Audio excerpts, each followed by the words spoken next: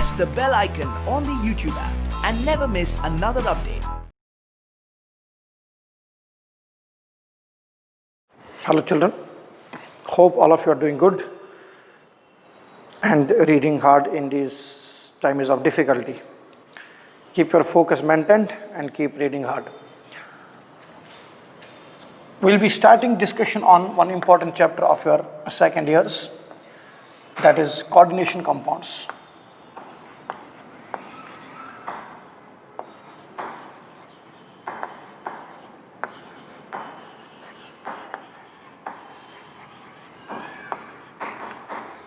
This will be part 1 of the discussion of coordination compounds.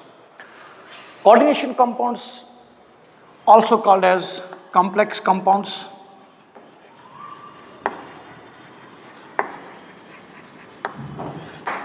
are made essentially by coordinate bonds.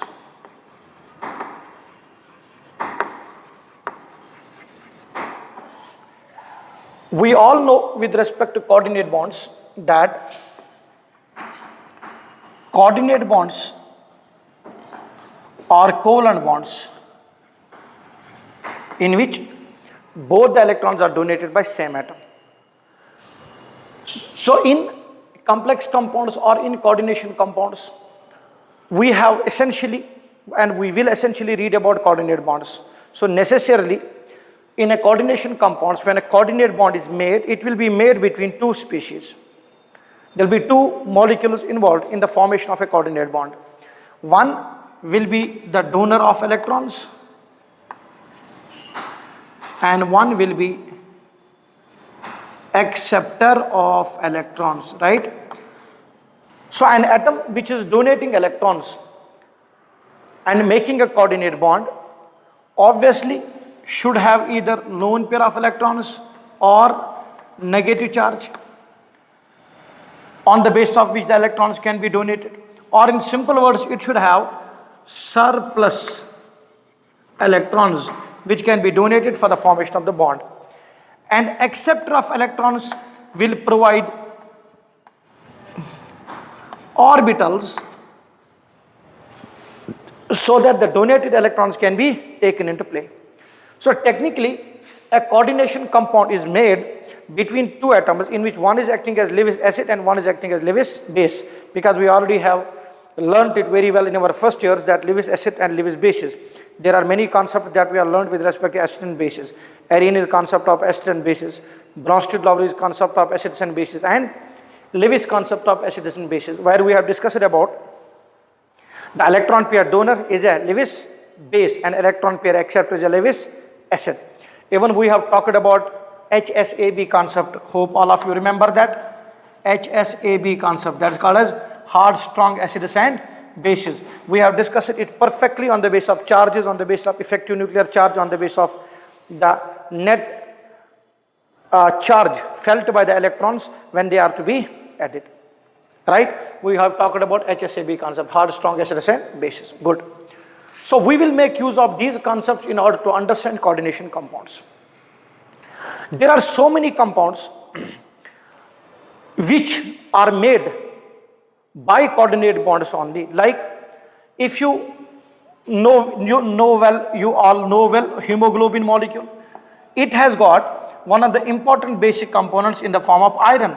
So hemoglobin is a coordinated complex of what? Iron.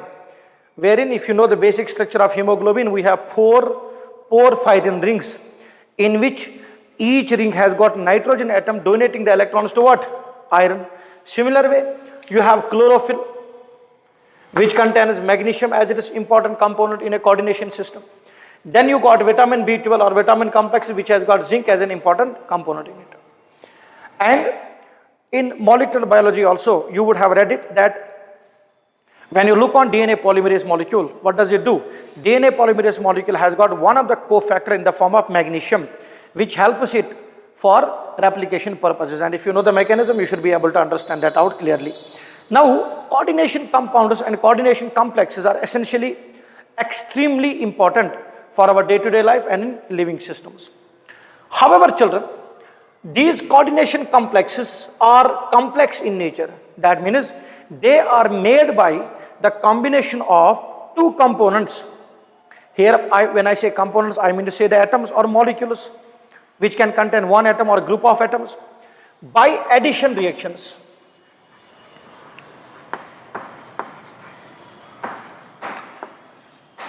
Addition reactions lead to the formation of coordination compounds or complex compounds or complex ions. We will see all those things in detail, deeper details one by one. However, it is not necessary that addition reaction. So what is addition reaction? Suppose A plus B giving us AB.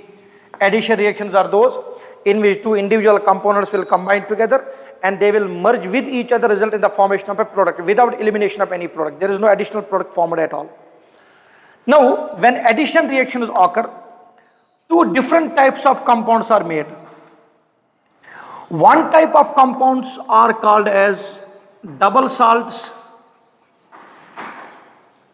and other type of compounds are called as complex compounds or ions. Keep one thing in mind. In both complex or coordination compounds and double salts, there are some differences and there are some similarities. Let me just tell you these things by an example here, children. Suppose we have potassium chloride and we have magnesium chloride. Both of these are dissolved in water. We know the valency of chlorine is both of this is 1 plus 1 and minus 1. In the language of coordination compounds, the molecules, the atoms, which can be detached from a particular atom, we call those as primary valencies. In simple words, if we have crystalline form, okay, and suppose a compound which is a double salt is made up of A plus B minus or A2 plus B3 minus ions. When it is dissolved, it will give you the properties of A and B. Whatever it is composed of, in crystalline form, it will show those properties. However, when you dissolve that particular salt in the medium, where it is dissolving tendency is more, when it is dissolved in that medium, it breaks apart into its all constituent particles. Such substances, such compounds are called as double salt. So keep it in mind. It contains a cation, it contains an anion. So double salts contain more than one cation and more than one anion, and it will give you the properties in solution for all those ions. However, when you look on complex compounds, although they are also made by addition reactions, they will not give you test for everything what they are composed of. It means these double salts break completely into their constituent particles when they are dissolved. However, complex compounds will give you test only for those atoms which are free to dissociate from it. Rest, it won't be given. We have one theory also to discuss in these terms. I'm just keeping the basic definitions clear first. Double salt made by addition reaction and complex compound also made by addition reaction. Let me give one example here, children. Say we have KCl. It is stable in itself. It is stable or not? Yes, it's existing in solid state, so it will be stable. And we have magnesium chloride. It's also stable by itself. When you combine the two in an aqueous medium, you will be able to get a complex KCl MgCl2 6 times water.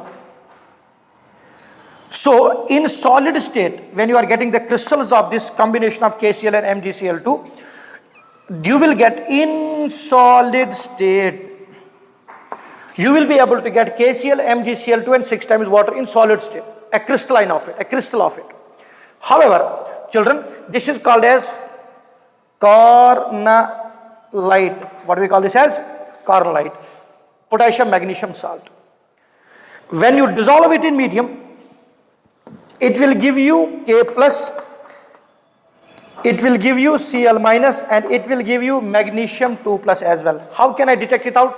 Simple, by the testing of potassium, chlorine and magnesium. It will give test for potassium, chlorine as well as magnesium. That means when double salt was dissolved in medium, it broke off into all its particles that are present in it, right or not? Such compounds that do not maintain their identity when they are dissolved in any medium, that's aqueous medium or a medium where they dissolve.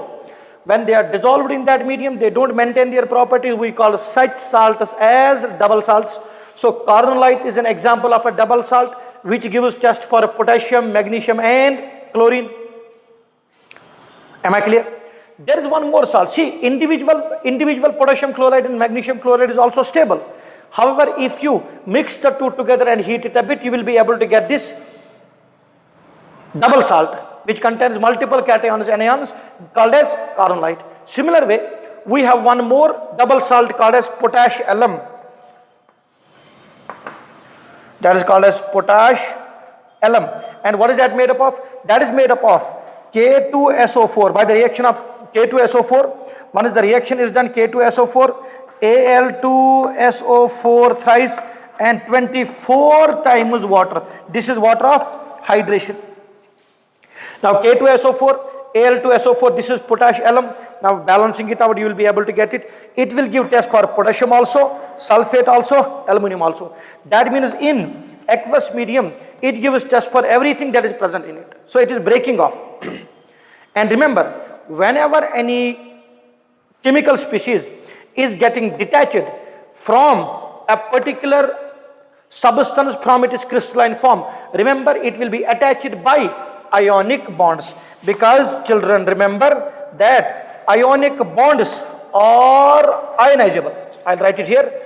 Ionic bonds are ionizable in aqueous medium. So in other words, they are called as the valencies which break off from a particular substance. They are breaking off. These valencies are breaking off in this present case, right? So this is with respect to what?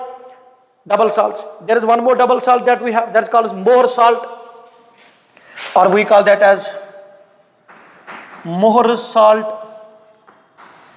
What's that called as? Mohr salt. It is ammonium sulfate, it is FeSO4. Then you got NH4 twice SO4, ammonium sulfate, then 6 times water. It will give test for iron also, sulfate also and ammonium ion also. So technically these double salts, which are also the addition compounds, are giving test for everything. That means in their crystalline state they will maintain the identity, but in aqueous state they will lose their identity. Not only that, you can even check whether potassium, chlorine, magnesium is free or not by many methods. There are many methods to check it. What are the different methods? If you have read solutions very properly, the applications of solution is ebullioscopic and cryoscopic studies. Not only that, conducting studies also if you do. If you do charge studies, if you do Van 't Hoff's studies, right, KCl, MgCl2, you can calculate it out, children. What will be I factor for this, what will be I factor for this respectively. So if you use cryoscopic and ebullioscopic studies, you will be able to find out the number of ions produced and easily. Not only that, if you relate this one, suppose 1, 2, 3, 4, example, 1, 2, 3, 4, 5, there will be 5 ions produced by it. You know 5 ions will conduct a particular charge. You already know it is made up of potassium, chlorine and magnesium. You have already a standard. You know that how much conductivity will come into play. With ease you can find out whether those many ions are produced or not. And indeed you can check it out by conductivity methods also, by freezing point studies also, and by boiling point studies also. Correct or not? Because if you remember, delta TB equals to I into KB into molality. I is Van 't Hoff's factor. So that calculation can be done on the basis of experimental and observed colligative properties. Right? So this is double salts. These are double salts which give test for everything. However, children, there are some other addition compounds as well which do not give you test for everything what is present. It means that in this case of double salts, whichever the test you are getting, those substances are getting separated from each other. It means those cations and anions are attached to each other by what bonds? Ionic bonds. So there is no other type of bond present in the system itself at all. However, if you have 3 or 4 different atoms present in a molecule and you are not getting test for everything, it means that few of the atoms are attached by covalent bonds, which in the language of coordination compounds are coordinate bonds. So coordinate bonds in aqueous medium won't break, but whatever are breaking, they are attached to the particular complex by what bond? Ionic bond. So that is the discussion that we are going to do. I am not going directly in the textbook discussion like definitions and other things. We will understand the basic fundamental theorem and the basic fundamental things on the basis of which coordination compounds can be very easily understood later. Am I clear or not? Rather than going into definitions and talking about central metal atom, ligands, then we talk about coordination polyhedra, we talk about coordination number. That should be easy for you to understand. But first of all, you need to understand how exactly the elucidation was done. Am I clear to all? So have a proper look on this. So double salt is an addition compound. Did you understand? I will talk about now complex compounds. And once I discuss complex compounds, you can easily differentiate double salt from a complex compound, which are called as complex ions as well.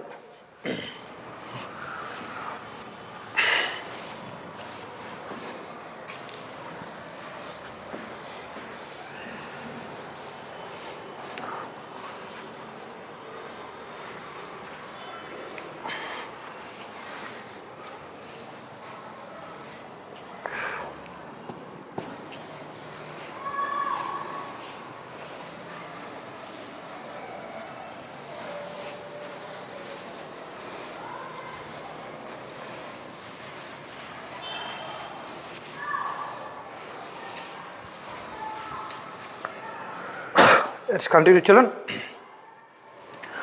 Now let us see, there are certain other compounds which are also made by addition reactions only. Say we have got copper sulfate, CuSO4. When it is dissolved in ammonia, we find out a complex is made, Cu 4 times NH3 SO4. I'll write here X times water. When aqueous solution of, if it is non-aqueous solution of this, so let me not take water into consideration here then. So when you are dissolving copper sulfate in ammonia, we are getting Cu 4 times ammonia SO4 complex. Clear, children? Now this is copper sulfate is stable itself. When it is dissolved in ammonia, what do we see is, and we try to conduct tests to find out what this solution is made up of. When you are getting this particular substance and you make a solution of it and try to find out what exactly is present in the free form, what is the test it is giving for. If you want to do the test for SO4, very simple, children. If you want to do test for SO4, what should you do? If SO4 is free in the medium, that means SO4 is attached to this complex by what bond? I'm just giving a general consideration. So it is Cu. If it is attached to, if SO4 is attached to it by ionic bond, then it will break and it will be Cu2 plus SO4 2 minus in the medium. Correct or not? So it should give you test for copper also, it should give you test for SO4 also. Am I clear or not? And it can give you test for ammonia also, whether ammonia is free or not. How that can be done? You can treat HCl to NH3, will be able to get ammonium chloride, NH4Cl, and this will be a solid precipitate we will get. So you can do the testing of ammonia also, you can do the testing of SO4. Like I said a while earlier, in a double salt, you can do a test for potassium, you can do for aluminum, you can do for SO4. Clear? So these are precipitation tests I am making use of. Now children, I am giving you the background of Warner's theory. So we can call this topic as Warner's theory. This is how he worked on. I am not taking the example what Warner took. I am taking the general example, and after that I will tell you what Warner exactly took in terms of his analysis, and he made use of the concept of conductivities, he made use of the concept of elevation, that is colligative properties, to find it out as well. So I'll discuss all the things in detail. So general thing to say is, children, when you try to do the testing, it gives test only for SO4. It doesn't give test for copper, it doesn't give test for ammonia. So you can, as I said, you can do the testing for ammonia, whether it is free or not, you can do test for SO4. How? So you can treat this with barium chloride, BaCl2. We know barium sulfate is a sparingly soluble salt. All of you should know chemical equilibrium very properly. So barium sulfate will be obtained in the form of precipitate, right? But barium sulfate can only be obtained when SO4 is free. However, when you test it out and you are getting barium sulfate in the form of precipitate, it means this SO4 is attached to copper but by ionic bond. According to Warner's theory, the compounds which are attached to which are attached to the metal atom, in this case, which are attached to the metal atom, and what is that metal atom here? Copper, which are attached to metal atom by ionic bond, are called as primary valencies. What are they called as? Primary valencies. And primary valencies are ionizable. Or in simple words, we can say, what's a primary valency? The oxidation state of metal is primary valency. Okay, let us talk about the basic things here. So you are getting a precipitate of BaSO4. Then in the modern terminology, when this complex is shown in terms of a coordination complex, we show it like this. We put a square bracket and write Cu NH3. How many times? 4 times. Close it out and SO4. Look on this. These ions and those which are present within the square bracket. So all the entity within the square bracket is one entity. This is the terminology that I am using for coordination compounds.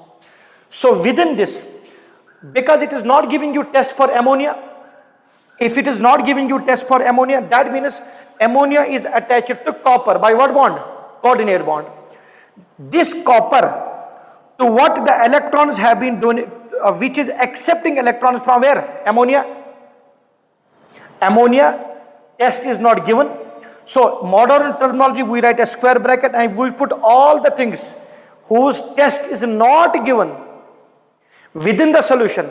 We consider those are not free, and those which are not free is called as a coordination complex or complex ion. This on the whole will be an ion. Now important thing to understand is SO4 has got what valency? 2 minus. Yes or no? That means these two negative charge, it is free, right? That's what it can combine with what? BaCl2 and result in the formation of BaSO4. Test of ammonia is not given, it means it's within the square brackets. When you mention it out, when you write it out, you show all the complex ion inside which is not, whose test it's not giving, which is not free. Then this copper, ammonia is a neutral molecule, right or not? So what's the charge of SO4? 2 minus. It combines with Ba, results in the formation of what? BaSO4. So we are getting CuNH3 we are getting SO4 2 minus. So now tell me, in the solution, is it giving you the test for copper? No. Giving you test for ammonia? No. Is it giving you test for SO4? Yes. It means these two ions are not obtained out of it, right? Such ions are called as complex ions. That means which do not give test for everything. Such substances are called as complex compounds or coordination compounds. Am I clear with the thought? Alfred Warner worked with a different set of compounds. And what he worked on was cobalt chloride, CoCl3. Now, look on this case. When cobalt chloride you look on, oxidation state of cobalt here will be +3 and it will be -1 for each chlorine. This itself is existing in the room temperature. It means this cobalt chloride is stable. When you combine this cobalt chloride with ammonia, you are dissolving this with ammonia, we are getting 3 different compounds. We are getting CoCl3, 6 times ammonia. Understand it very well now. So this is an addition compound that has been made. Now if it's a double salt, logically what should have happened? Being a double salt, remember when Alfred Warner worked on the compound, there was no spectroscopical studies. available to him. He made use of pure physical properties in order to deduce out the actual coordination systems. Am I clear? So, cobalt chloride 6, any confusion is there, you can ask me questions, children. No worries at all. So, COCl3 6 times ammonia. Now, this is an addition compound that has been obtained. Now, we assume if it's a double salt, it will give test for cobalt, it will give test for chlorine, it will give test for ammonia. All the three tests will be given by it. And when he started to do the studies and find out Van 't Hoff's values with respect to these compounds, when he tried to find out the charge conductivities with respect to these, when he tried to find out the alteration in the colligative property with respect to these, he was able to formulate out his theory, which is called as Warner's theory of coordination complexes. Now, what does Alfred Warner's theory state? Statement number 1. Each complex compound, each complex ion, or to be precise, each complex compound, a coordination compound, contains 2 valencies. How many valencies are there? 2. And he called those as primary and secondary valencies. What are they called as? Primary and secondary valencies. So, according to Alfred Warner, a coordination compound is made up of two types of valencies, primary and secondary. Let me explain that here, children. So, when he took cobalt chloride, COCl3, right, 6 times ammonia, and analyzed it, he was able to get different types of results. What exactly he got? In one case, when he did the testing on this, I said there are many studies done by it, charge methods and many other methods, and precipitation methods also. So let me first of all show the precipitation method, what he used. Now, ammonia can be precipitated by treatment with HCl, and chlorine can be precipitated out as well. Or can you precipitate out chlorine or not? Yes. By what? If you treat this with silver nitrate, AgNO3, COCl3. If I'll mention it here, if chlorine is free, now in this complex, if chlorine is free, then when you are treating this with silver nitrate, AgNO3, we know we can have the making of silver chloride, which is sparingly soluble salt. And how many moles of AgCl are made? How many moles of AgCl are made? That will indicate how many chlorines are free. How many chloride ions are free in this particular compound, which is made by the addition of cobalt chloride with ammonia. How many chlorines are free? Those many moles of AgCl will be obtained. What I mean to say is, if one chlorine is free here, what's one chlorine? Free. Free means what? If one chlorine is attached to this compound by ionic bonds. Which bonds? Ionic bonds. So what will ionic bond do? It will fulfill the oxidation state of this central atom. These all metal atoms are called as central atoms. So it will be equal to the oxidation state of central atom. Yes or no? Now, chlorine, how many moles of chlorine were obtained? According to that, he was able to deduce out. And to his formulation, when he treated different sets of cobalt chloride with AgNO3, colors obtained were different, number of moles of AgCl obtained were different, I value obtained was different, and that means ebullioscopic studies were different, cryoscopic studies were different. He calculated on the basis of freezing points itself. It is very simple, children. Suppose, I'll just take the example further into consideration so that you can understand it out clearly. Yes, keep it in mind. Addition compound has been made. Now we are testing it. Alfred Warner wanted to find out how many are attached to this central atom. How many? What is central atom here? Central atom is atom or ion which provides orbitals. For what purpose? So that electrons can be accepted. Am I clear here? Alright. So the work was on COCl3. 6 times ammonia. Now, many methods were used. First of all, we'll use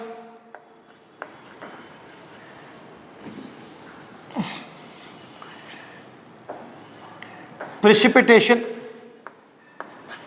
by AgNO3. When precipitation by AgNO3 was done, it was found out what we could get was the first one gave us 3 moles of AgCl. He got 3 moles of AgCl. To get 3 moles of AgCl, how many chlorine should be free? Means how many chlorine should be attached to this central atom by what bond? Ionic bond, because I told you a while earlier, anything which gives you the test in aqueous solution should be attached to the metal atom by ionic bond. And Alfred Warner. So I am discussing Warner's theory, children. Alfred Warner said there are 2 types of valencies in a coordination complex. What are the 2 valencies? Number 1, we have got primary valency, also called as what valency? Ionizable valency.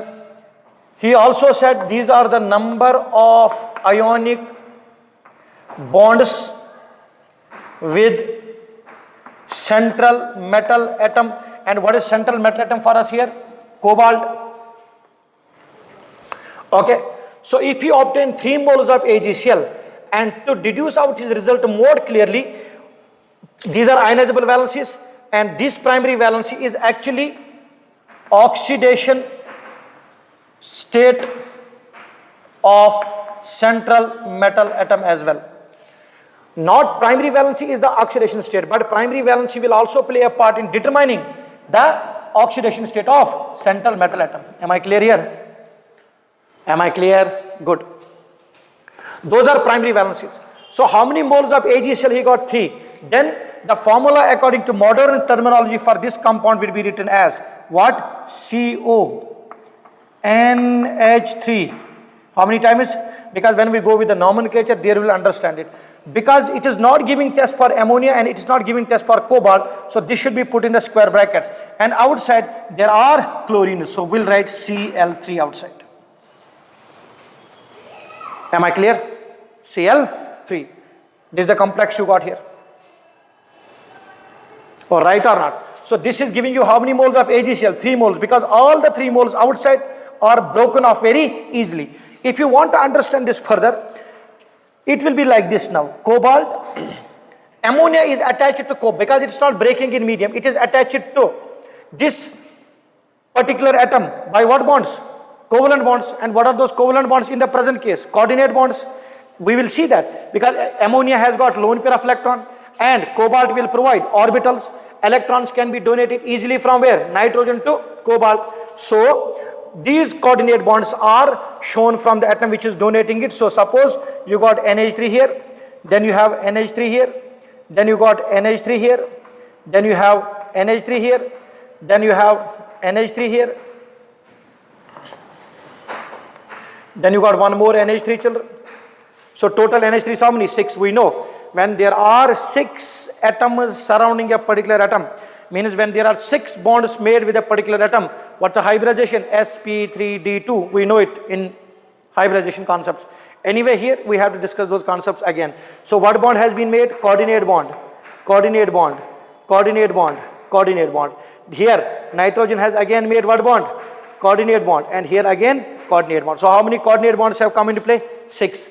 Now if you dissolve it in medium, will these coordinate bonds break? No. What else is there? How many chlorines are also attached? 3. So there is a chlorine, then there is chlorine, then there is one more chlorine. So there are how many chlorines? 3. But remember, these chlorines are attached by what bonds? Ionic bonds. When you dissolve it in medium, chlorine and cobalt bond, which is ionic bond, will break or not? Yes or no? Right. So chlorine is attached to what? Cobalt. Electrons will be taken out, -1, then -1, then -1. So all the 3 electrons have been lost by what? Cobalt. So oxidation state of cobalt will be +3. Thus how many primary valencies are there in this particular complex? 3, which are all ionizable. That's why when you treated this with silver nitrate, what you will get? Listen here, when you treat this with silver nitrate, you will get some mass of what? AgCl. Once you wash it and calculate the mass, you can convert this mass into number of moles, because number of moles equals to mass by molar mass. For silver chloride, what's a molar mass? 143.5. You got the point? You got a precipitate of silver chloride. That precipitate of silver chloride was washed and it was weighed. How much mass of that silver chloride came? It was converted to number of moles. So you got how many moles of AgCl from this? 3. Once you get 3 moles of AgCl, according to modern terminology, it's very simple. The test of which it is not given, it is within the coordination sphere, and whose test is given is out of coordination sphere. Is it clear or not? Right. Then from the same cobalt chloride, he got 2 moles of AgCl. Now it should be very simple for all of you children.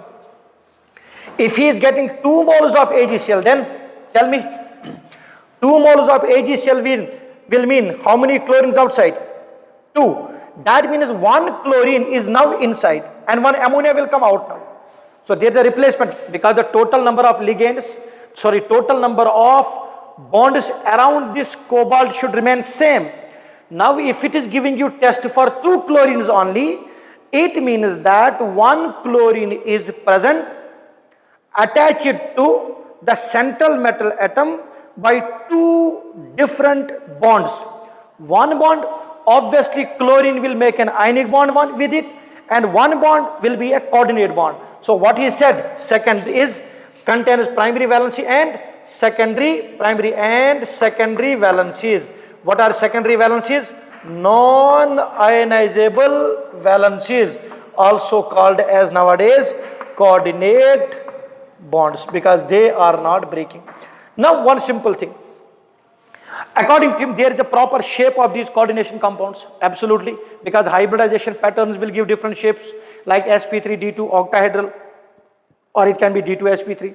You can have sp3 tetrahedral, you can have dsp2 square planar, you can have dsp3 triangular bipyramidal.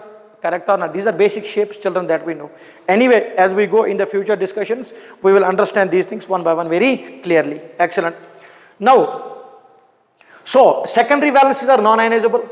Because secondary valencies are non-ionizable, they won't break off from the central metal atom. So they will be arranged around this particular central metal atom in a proper direction. So the shape of coordination compound, geometry of coordination compound is determined by secondary valencies, because they are non-ionizable. Clear or not? Oh, clear or not? 2 types of valencies, primary and secondary. Primary are non-ionizable, primaries are ionizable, secondaries are non-ionizable. Sir, is it possible that the same atom can act as primary valency as well as secondary valency? Indeed, yes. We call that as atom performing dual role. Atom performing what role? Dual role. You want to understand it, children? So, also by the precipitation technique, she got from certain isomers, because molecular formula of cobalt chloride is same. So we have complex COCl3, 6 times ammonia. I got how many moles? 3 moles of AgCl. Then from the same, on the treatment, it is isomer. I got 2 moles of AgCl. When I got 2 moles of AgCl from the same, so they are isomers or not? Isomers or not? These are the molecules, or these are the compounds of the same elemental and molecular formula, but due to their different arrangements, different properties. If I got 2 moles of AgCl, how I will mention it? I will mention it cobalt, then ammonia, then ammonia, then ammonia, then ammonia. These are attached by what bonds? Coordinate bonds. Then you have 1 more ammonia. Then you have chlorine also here, attached by what bond? Coordinate bond. At the same time, the same chlorine is attached by what bond? Ionic bond. So chlorine attached by ionic bond also, chlorine attached by coordinate bond also. Then there are 2 more chlorines which are only attached by what bond? Ionic bond. So how many moles of AgCl will get? Only 2. So what will be the formula when you are getting only 2 moles of AgCl? It will be CONH3. How many times is now? 5 times. And what else is inside? Cl. What will be outside then? Cl2NH3. Want to test it? Treat this with HCl. You will get ammonium chloride. And treat this with AgNO3.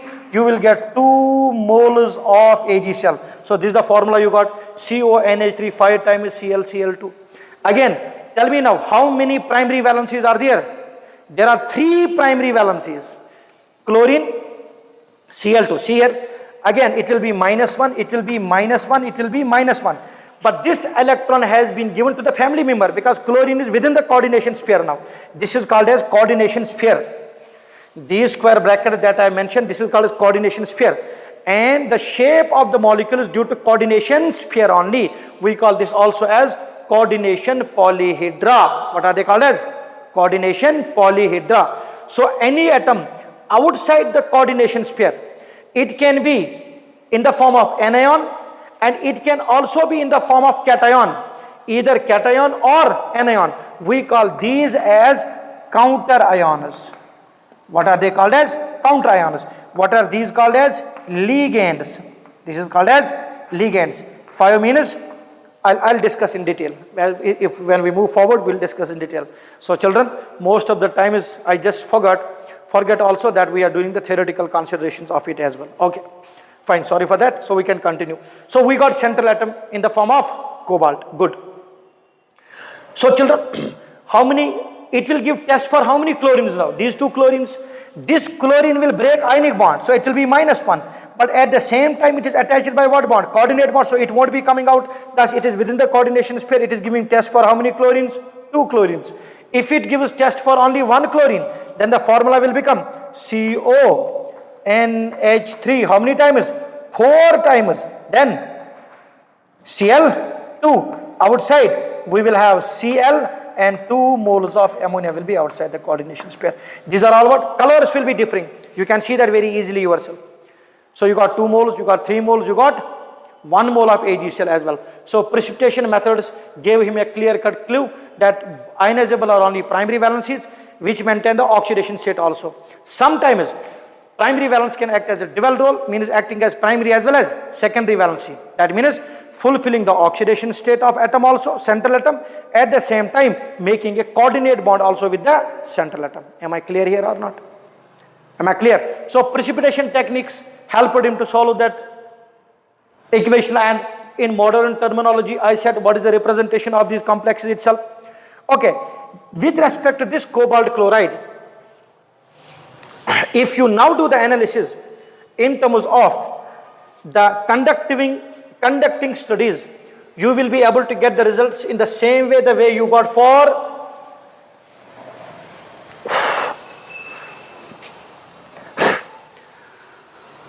so we can write down.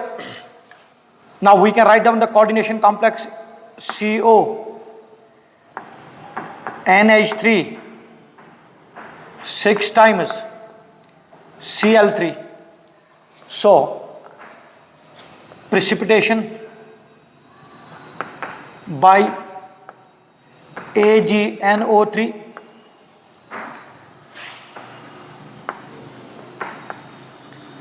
Van 't Hoff's factor and number of charges. Formula is same, but the properties shown are different. So COCl3 NH3 6 times Cl3. Now you know this is a coordination system that I have given. It will give you 3 moles of AgCl. If I write the other one, what was that? CONH3, how many times? 5 times Cl. It will be Cl2 outside. Now next one will be CONH3 4 times Cl2 outside. There will be Cl. Here will be ammonia also, it will be ammonia also. How many moles of AgCl? It will be 2 moles of AgCl. This will give you 1 mole of AgCl. Now very simple. Now tell me children, when it dissociates, how many ions will be obtained from it? Let us have a look. Here, when it breaks, it will give you CO, NH3, 6 times Cl3. When it breaks, because these chlorines are what? Primary or secondary valencies? Primary.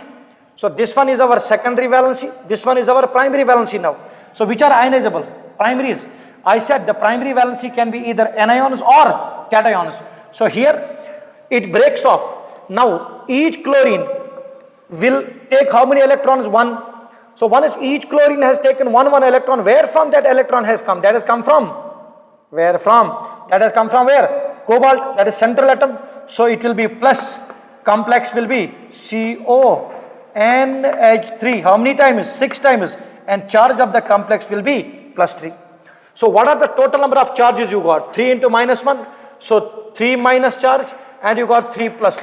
Total number of charges will be 6. It will be 3 plus and 3 minus. Alfred Warner was able to deduce out the number of charges, also helped him to find out the exact formula of the complex. How many are acting as primary and how many are acting as secondary valencies. Am I clear? Right. So here 2 moles of AgCl. Now tell me, 2 moles of AgCl will mean how many chlorines outside? So it will be minus 1, 2. So this should be plus 2. Total charges will be 4. That will be minus 2 and plus 2. Here minus 3 and plus 3. What about this one? It will be minus 1. This will be minus 1. On the complex the charge will be plus 1. But cobalt will be here also plus 3. Here also plus 3. Here also plus 3. Oh children, there are 3 electrons lost by cobalt going to chlorine. Here also cobalt should lose 3 electrons. 1 will go to chlorine and 2 will go to chlorine outside. What is this losing? This coordination complex is losing. Total how many electrons? 3. 1 is going within the coordination complex and 2 are going outside. Thus oxidation state of cobalt remains same. Here also it will be plus 3. But inside the 2 electrons will be going in. Thus complex will have plus 1 charge. Here it will have plus 2 charge. Here it will have plus 3 charge. That's what I mentioned. So the total number of charges here will be 2. That is minus 1 and plus 1. Now very simple. So in this case, it has given you how many chlorines? 3. And this coordination complex on the whole is 1 complex only. So this will be 1 ion. And what's the charge of that ion? 3 plus. And these will be how many ions? 3 ions. So when you calculate I value for that, it will be equal to 4. Van Topos factor is the number of particles produced when 1 mole of the substance has been dissolved. So you dissolved how many moles? 1 mole. You got how many moles? 4 moles. In which 3 mole chlorines and 1 mole complex you got. Did it give you test for ammonia? No. Did it give you test for copper? No. So when you talk about a double salt, there are only primary valencies available. But in case of complex ions, there are primary as well as secondary valencies. Sometimes it's also possible that there is no primary valency available in double salt at all, but there will be definitely secondary valencies available. So what will be Van Topos factor I for it? I will be equal to 4. What will be Van Topos factor I for it? It will be equal to 3. Oh, because children, when it will break, what it will give you? It will give you CONH3 5 times Cl and outside 2 chlorines will be obtained. So this is 1 ion on the whole with plus 2 charge. This will be 2, total will be 3. So I value will be 3 and here I value will be 2. I have not written these methods directly. It is the Alfred Warner's work. Once he did these methods, he was able to formulate out different formulas of different compounds depending upon conductometric methods. These are conductometric methods. These are Van Topos method. How can you calculate Van Topos factor? We know ebullioscopic studies and cryoscopic. Ebullioscopic means you have read solutions, children. Ebullioscopic means boiling point studies and cryoscopic means freezing point studies. With ease you can come to know, because once you have dissolved, expected colligative property and actual colligative property will vary. So once you calculate delta TB, that will be equal to I into KB, yes or no, into molality. You know what molar solution of this is made? That's what Warner did. He knew what molar solution he had prepared. He knew the value of Kb for that solvent, and he analyzed it out. What was the freezing point? Suppose this is the medium. It is freezing point was, suppose 0 degree centigrade was the freezing point. Initially, it was freezing at 0 degree centigrade. Once he dissolved complex compound in it, he analyzed the freezing point. Suppose it becomes minus x degree centigrade now. He observed the delta TF difference between the two. He knew the molar solution. Right? He knew the value of Kb. He could easily calculate the value of I on the basis of these observations. So these values were consistent with the results that he obtained. So this gave the starting push or starting kick for a new set of chemistry to come into play, that is coordination chemistry. And essentially in coordination chemistry, children, we are dealing with coordinate bonds. Did you understand the story here very clearly? So how can you come to know how many valencies are acting as primary valencies, how many are acting as secondary valencies, and how many are performing dual role? Am I clear? So once we calculate out, once we go forward in the discussions, we will understand those things one by one clearly, getting into the groove of things very properly. Am I clear? So have a look on this concept very properly, very clearly. So children, a coordination complex, a complex compound, or a complex ion to be precise. Why I have called this as complex ion? Because everywhere you will find out there is charge on the coordination complex. There are possibilities that there is no charge on the coordination complex also. It depends upon the counter ions. As we go forward, you will understand those things one by one very clearly. Did you understand all things so far? Or clear to all or not? Right. So this is how Warner's theory started, and what are the statements of Warner's theory? So on the basis of the observations, these you will not understand mostly, children, because if you look directly through Warner's theory, it is their primary valency, secondary valency, ionizable, non-ionizable. But you need to understand what I discuss out. So these secondary valencies determine the shape. Yes, primary valencies cannot determine the shape. If primary valency is performing the dual role as well, then only it can determine the shape of the molecule. Am I clear with this thought? Excellent. So our terminology, our concept so far is very clear and very clean with respect to coordination complexes and how the coordination chemistry in actual practice started. So Warner's theory states that each coordination complex contains two types of valencies. What are they? Primary and secondary valencies. Usually primary valence is equal to the oxidation state of the central metal atom unless and until there is dual nature exhibited by it. Secondary valencies are non-ionizable, and secondary valencies are directional. Why? Because it is the coordinate bond made with the central atom. Thus coordinate bonds we know is a directional bond. So being directional in nature, it will be directional in space also. So when the secondary valency is directional in space, it will give some spatial arrangement of the bonds in space. What will that do? That will determine the shape and geometry of a coordination complex. So shape and geometry is determined by which valencies? Secondary valencies, which are non-ionizable. And these results are proving those statements very clearly to us. Clear or not? Clear, children? Right. Have a look on this properly. Have a look.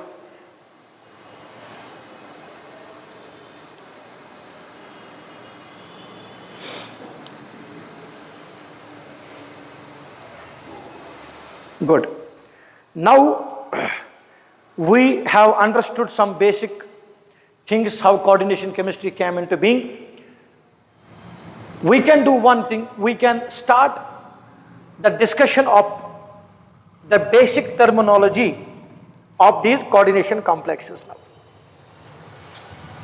Okay, children?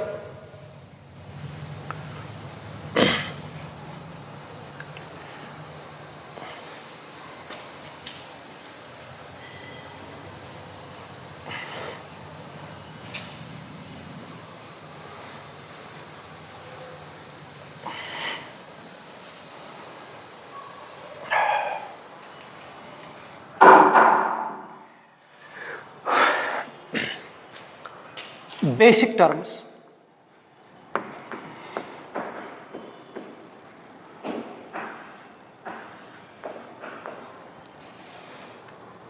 First one is central metal atom or ion. Because we showed a while earlier, central metal atom may be neutral charged, or this central metal atom will have some charge on it.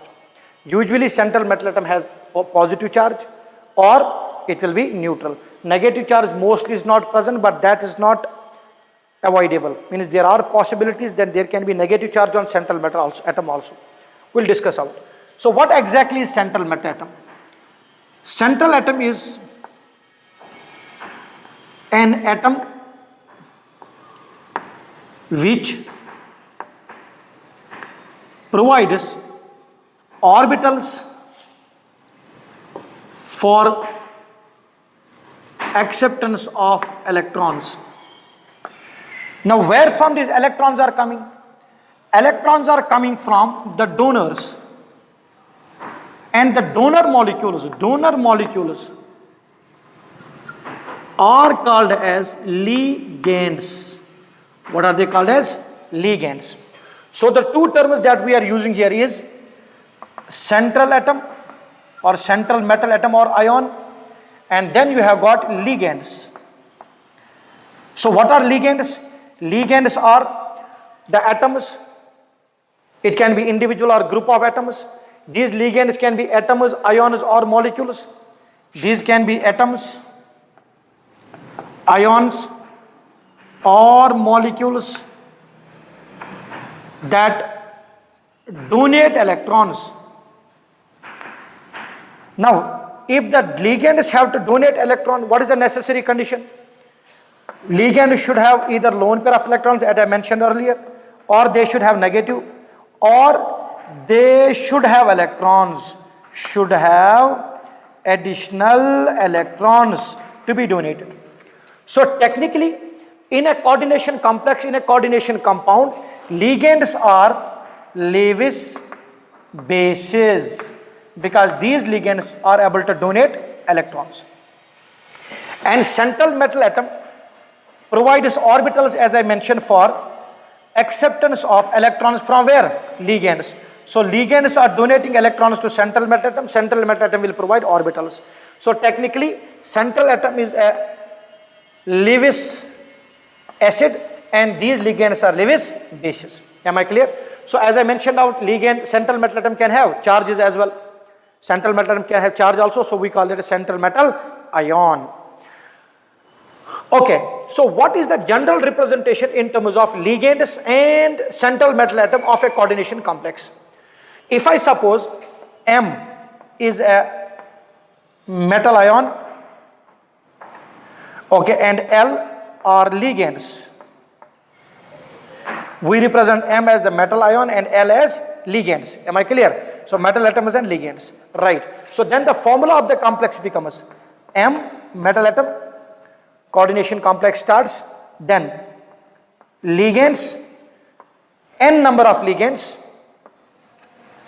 and it will be plus minus n, where M is the metal atom, L is the ligand donating the electrons, n is the total number of ligands, that means secondary valencies, total number of ligands surrounding the metal atom.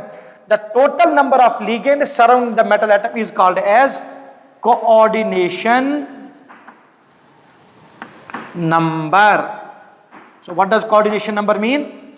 Number of bonds made with central atom. So coordination number is like in solid state also. I have told you children, coordination number means the nearest possible atoms to a particular atom is a coordination number. Here the number of bonds made with the central atom is called as coordination number, or number of ligands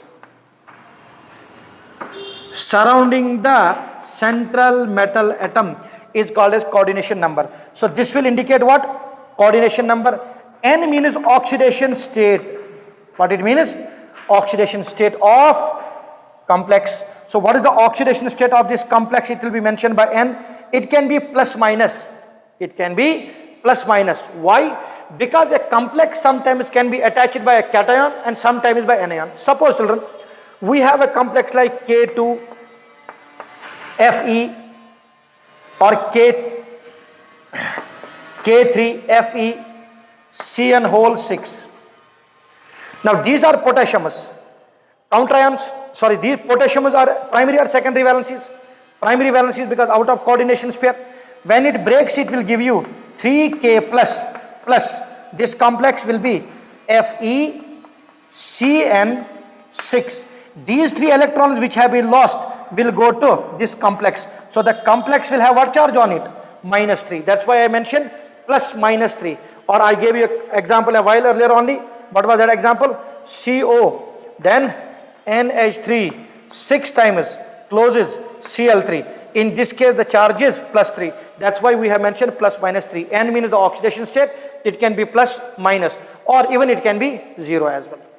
N is the oxidation state. And this N, sorry, let us mention this one as X. And this N is the number of ligands surrounding the central metal atom. Am I clear or not?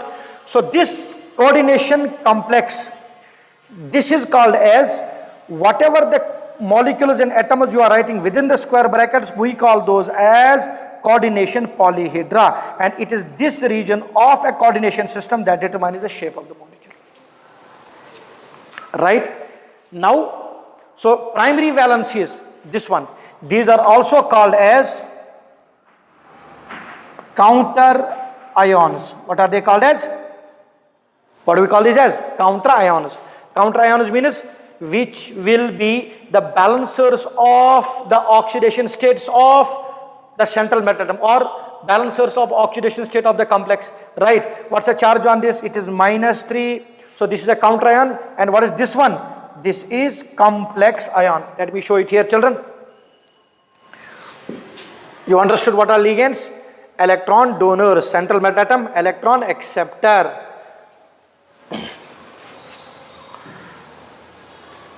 So we have, suppose we have a complex here like I mentioned, K3 FeCN6. So what is this one? These are counter ions. What are they? Counter ions. And what is this one? This is central metal atom. What is this one? These are ligands. And what is this one? Coordination number. And this is coordination polyhedra. Coordination polyhedra. Right? Now, how to find out the oxidation state of different elements? To find out oxidation state of different central metal atoms in a complex, we need first of all to understand the ligands which are donating electrons to the central metal atom. Do they have any charge on it? If they have any charge on it, suppose Cn, we know Cn is minus because it comes from HCN. So the number of electrons needed by Cn in this complex is 6. Right? Because each Cn will be -1. So this complex needs total of 6 electrons to balance Cn. But already there is 3 minus charge on the complex which has come from potassium. So the first thing is that if the ligands do not need the electrons will go to central metal atom. However, if ligands are not having the neutral charge, rather ligands are having minus charge on it, then that is to be compensated by central metal atom and counter ions. Am I clear? So counter ion will be here cation, this one will be cation, and this whole is anion. So 3 minus, these 3 will go to 3 Ns. How many are still left? 3. So oxidation state of iron will be +3. If I change this case, I write K4 FeCN6, and the charge of the complex is K4 now. It will give you how many ions? 4. So it will be 4 minus. Cn, how many are there? 6. Each Cn needs how many electrons? -1. So total are 6 needed. 4 already are there on the complex. These 4 will go to Cn. How many Cn are left? 2. Oxidation state of iron will be +2. Have a look. 4 plus 2 equals to 6. So +6 equals to -6. Balanced molecule is stable. So in order to find out the charge on the central metal atom, you first of all have to see what is the charge on the ligands? Whether the ligands need electrons, means have they the negative charge, or do they have the positive charge, or are they neutral charge? Usually ligands will be either neutral or negatively charged, but there is possibility for the ligand to be positive charge as well. Am I clear? So different types of ligands are possible. Central metal atom will have to provide orbitals for acceptance of electrons from where? Ligands. So ligands are electron donors to the central metal atoms. We got counterions. So a coordination complex is made up of a counterion and a complex ion. But it is not always true that we need counterions for making a coordination complex. Suppose we have some examples for it also, children. Suppose we got FeCO5. So this is a coordination complex. Do you have any counterion here? Can you see any counterion here? No, there is no counterion here. Right? So if you see CrH2O, I'll tell you why I am writing these examples. Okay, we'll do this later. Because when we take ligands into consideration, only then you will understand why I am writing these ligands.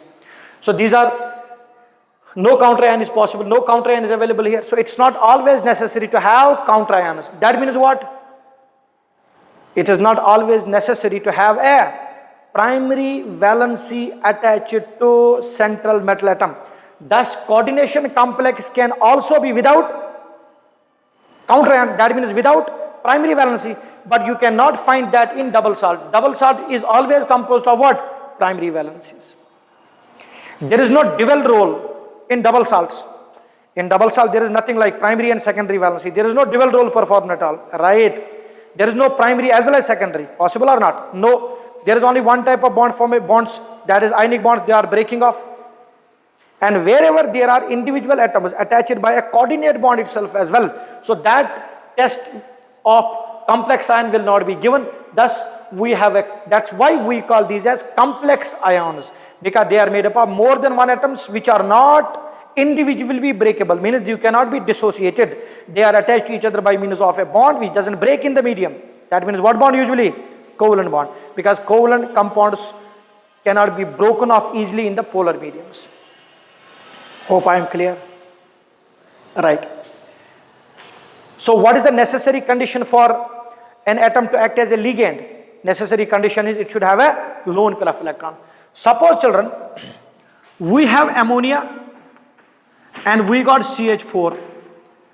Now they are polyatomic, right? Ammonia, what is it? 7 plus 3, that is 10 electrons. And if you look on carbon plus 4 hydrogen, 6 plus 4, again you got 10. So ammonia and CH4 are isoelectronic, but ammonia can act as ligand, while as CH4 cannot act as ligand. What is the possible reason for it? Very simple. Because ammonia has got lone pair of electron. Use the bonding rules, children, we have learned whether there is a lone pair of electron or not. How to find out? Number of valence electrons. How many are there? 5. Number of bonds made. How many bonds we have made here? 3. What is the number of remaining electrons? It's only 2. That means how many lone pairs? 1 lone pair. So all the students in my class who have been in my classes do know that how to calculate out the lone pair of electrons, and who have been or who have already studied this chemical bonding chapter, they know how to calculate the lone pair of electrons. So how many lone pairs are there? 1 in case of ammonia. So ammonia has 1 lone pair of electron, so that can be donated to central metal atom. However, when you look on CH4, so in CH4 valence electrons 4, bonds made 4, remaining 0. So there is no lone pair of electron, thus CH4 cannot act as ligand. Am I clear here? Excellent. So have a look on this very properly. Experimental evidences for coordination complexes, Werner's theory, and different definitions. Only I have used definitions like counterions, complex ions, coordination polyhedra, coordination number. What is coordination number? The total number of ligands surrounding the central metal atom. What is coordination polyhedra? It's a complex ion because of which shape of the molecule comes into play. What are the different shapes of this coordination polyhedra? Depends upon hybridization, right? We are going to discuss all those things. Our next discussion will be, children, different types of ligands. So we can divide, and complex ions can also be divided into cationic complex ions, anionic complex ions and neutral complex ions, right? Similar way, ligands can also be divided in terms of multiple classes. So there are many ways in which ligands can also be divided. That will be our next discussion. That is types of complex ions and ligands. Am I clear, children? Right. Thank you.